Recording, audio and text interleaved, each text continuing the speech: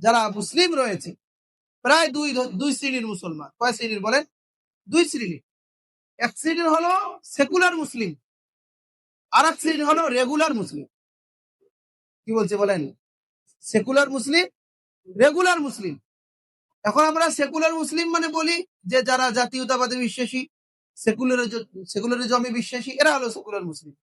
বলে শুধু তাই না, যে ওরাই না, যে বরং রসুল করিম সাল্লাল্লাহু আলাইহি সাল্লামের নির্দেশ যা এসেছে, রসুলের আনিত দিন জানার পরও, শোনার পরও তারা যে গ্রহণ করতেছে না, নিজের কুবৃত্তি, নিজের কামনা বাসনাকে তারা অগ্রাধিকার দিচ্ছে, যারা এটা করবে তারা সবাই সেকুলার মুসলিম। বলে সেকুলার কেন?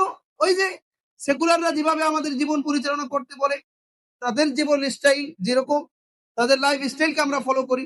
তাদের ঘর কিভাবে ফার্নিচার দিয়ে সাজাইছে, তারা কিভাবে চেয়ার টেবিলে খাবার খায়, তারা কিভাবে বিবাহ শাদী করে, তাদের বিবাহের মধ্যে আংটি অনুষ্ঠান আছে, তাদের বিবাহের মধ্যে রং অনুষ্ঠান আছে, তাদের বিবাহের মধ্যে 3 দিন থেকে গান বাজে। মানে এখানে রাসূলের সুন্নাহ কি আছে সেটা দেখার বিষয় না।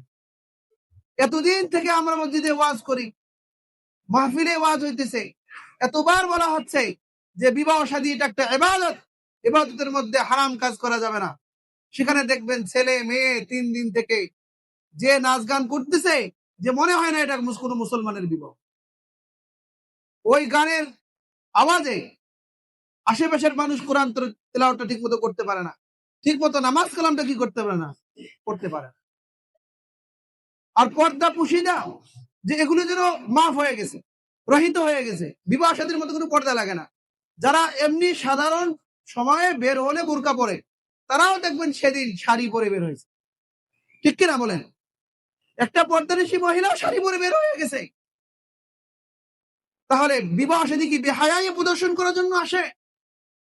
দেখবেন যে একজনের বিবাহ, সেখানে মনে হয় শত মানুষের বিবাহ হচ্ছে। ছেলেরাও সাজুগুজু করে বের হয়ে আসছে, মেয়েরাও সাজুগুজু করে বের হয়ে আসছে, একে অপরের সঙ্গে ছবি উঠাইতেছে, একে অপরের সঙ্গে ভিডিও করতেছে। এই যে এগুলো বদ্দিনী। তা আমরা মুসলমান হয়ে এই বদ্দিনীকে গ্রহণ করছি, তাহলে আমরা কি রেগুলার মুসলিম না সেকুলার মুসলিম? সেকুলার মুসলিম। যে এরকম মুসলমান হলে কাজে আসবে। এজন্য আমাদের ঐতিহ্য আমাদেরকে ঠিক রাখতে হবে, অটুট রাখতে হবে। আমি গত জুমায় বলেছি যে পর্দা পুশিদার ক্ষেত্রে কোনো ছাড় দেওয়া যাবে না।